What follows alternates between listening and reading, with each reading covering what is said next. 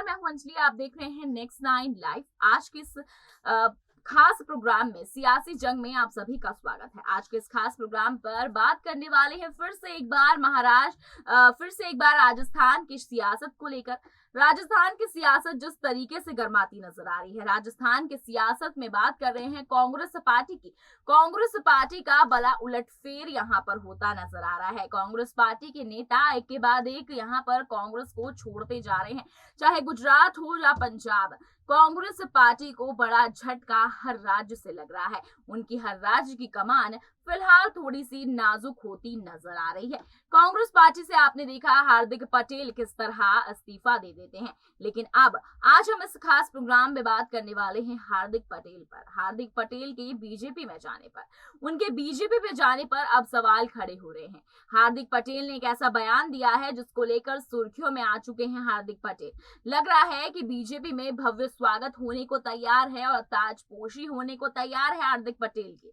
जी हाँ, लगातार हार्दिक पटेल को लेकर बड़ी खबरें सामने आ रही हैं। कहा जा रहा है कि हार्दिक पटेल जल्द ही बीजेपी में शामिल हो जाएंगे और खुद इस बात की पुष्टि हार्दिक पटेल करते नजर आए हैं।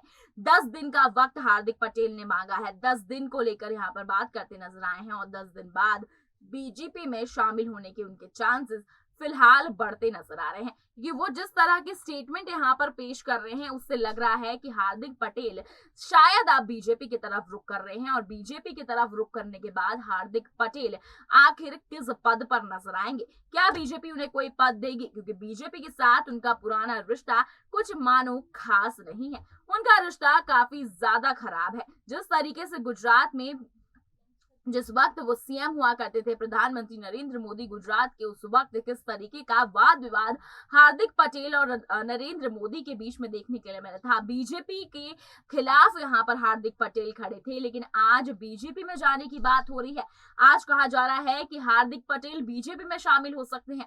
तो आज के हम इस खास प्रोग्राम में आपको बताएंगे कि आखिर किस तरह से यहाँ पर रणनीति तैयार कर रहे हैं हार्दिक पटेल और कौन सी रणनीतियों से बीजेपी में जाने के उनके जो चांसेस हैं वो बढ़ते जा रहे हैं और बीजेपी में जाकर आखिर उनको क्या जेपी नड्डा जो ये बात कह चुके हैं कि वेटिंग लिस्ट लंबी है, तो क्या हार्दिक पटेल को पहला मौका यहाँ पर बीजेपी देगी? क्या उन्हें पहले यहाँ पर बीजेपी में शामिल करेगी? तमाम सवाल खड़े हैं जिसका जवाब आपको हमारी रिपोर्ट लास्ट तक देखने पर ही पता चलेगा। तो देखिए हमारी रिपोर्ट लास्ट तक। हार्दिक पटेल जो कि बीजेपी में जाने की तैयारियों में जुट गए हैं, अब उनको लेकर खबर तेजी से रुख मोड़ रही है कि बीजेपी में उनका जल्द ही भव्य स्वागत होने जा रहा है।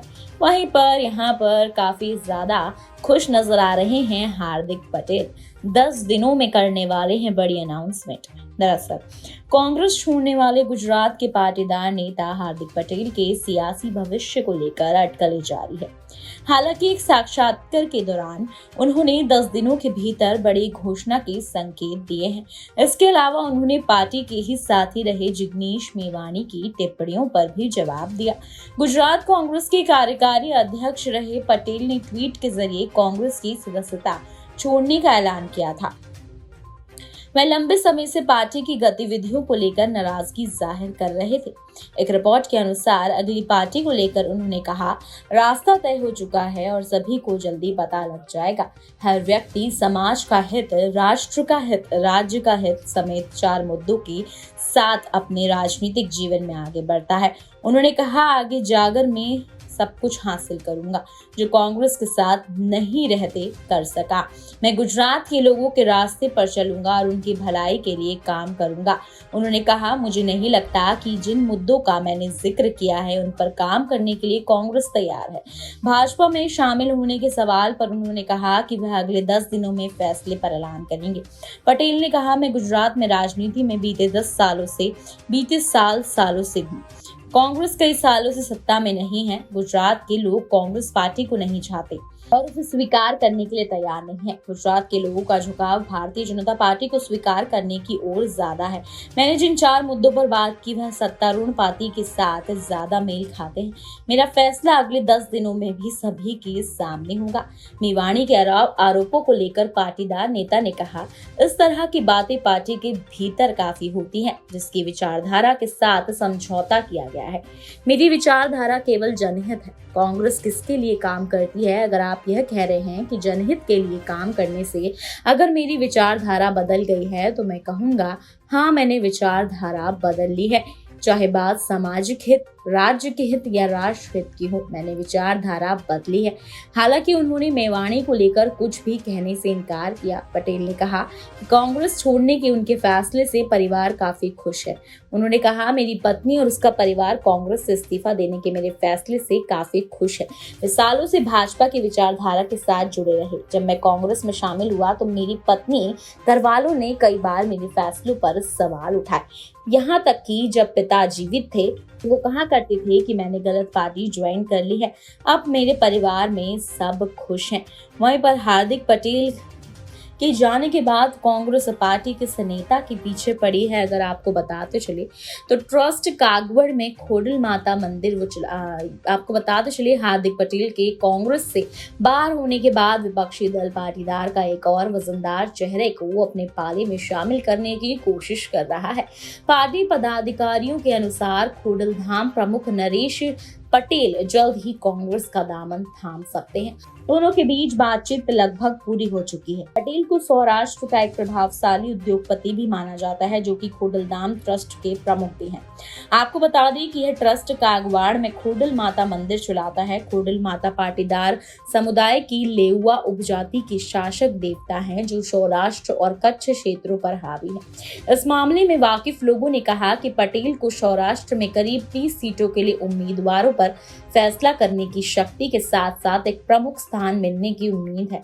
विश्लेषकों के अनुसार राज्य में कम से कम 50 विधानसभा सीटों पर पाटीदार समुदाय निर्णायक कारक है और कई अन्य सीटों पर महत्वपूर्ण भूमिका निभाता है।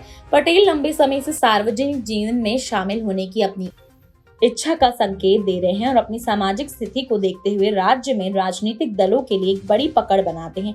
हालांकि माना जाता है कि कांग्रेस उनकी प्राथमिकता है। जानकारी के मुताबिक वह पहले चुनाव रणनीतिकार प्रशांत किशोर को पार्टी में शामिल करने के लिए मध्यस्थता चाहते थे, लेकिन प्रशांत किशोर ने भी साफ इनकार पार्टी में जाने से कर दिया था। तो वहीं अब हार्दिक पटेल के बीजेपी जाने पर आखिर कांग्रेस पार्टी को क्या झटका लगता है, वो देना काफी दिलचस्प होगा।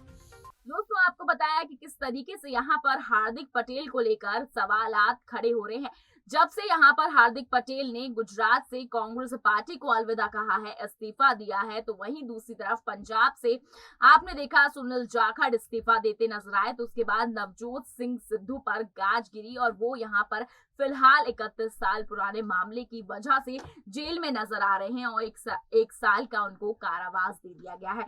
तो वहीं दूसरी तरफ अब यहाँ पर देख रहे हैं हर जगह से कांग्रेस पार्टी फंसती नजर आ रही है और अब सवाल खड़ा हो रहा है हार्दिक पटेल की बीजेपी में जाने पर। और हार्दिक पटेल के बीजेपी में जाने पर अब मुहर लगती नजर आ रही है, क्योंकि हार्दिक पटेल खुद इस बात का विश्लेषण करते नजर आ रहे हैं, खुद इस बात को कहते नजर आ रहे हैं कि अब वो 10 दिन बाद बीजेपी में शामिल हो सकते हैं। जिस तरीके से जेपी नड्डा ने सुनील जाखड़ को सदस्यता सौंपाई थी, अब लग रहा है कि हार्दिक पटेल की बारी है। और अगर अब हार्दिक पटेल बीजेपी में शामिल हो जाते हैं तो आखिर किस पद पर नजर आएंगे, या फिर उन्हें सिर्फ प्रचार प्रसार करने के लिए रखा जाएगा, क्योंकि बीजेपी यहाँ पर पहले परखना ज्यादा अच्छा समझती है। क्योंकि आपने देखा किस तरीके से यूपी में भी जब मुलायम सिंह यादव की छोटी बहू अपर्णा यादव ने अपना परिवार छोड़ा, समाजवादी पार्टी को छोड़ा और बीजेपी में शामिल हुई, तो पहले यहाँ पर बीजेपी उन्हें परखती नजर आ रही है। हालांकि वो काम काफी उम्दा कर रही हैं, लेकिन वो अभी भी उनको परख रहे हैं और अभी भी कोई बड़ा पद उनके नाम नहीं किया है। तो इसी तरीके से बीजेपी का यही रणनीति है और बीजेपी इसी रणनीतियों से दांव खेलती नजर आती है। तो आपको हमारा ये खास प्रोग्राम कैसा लगा, कमेंट बॉक्स पर जरूर बताइएगा। वीडियो को लाइक और शेयर करना ना भूलें।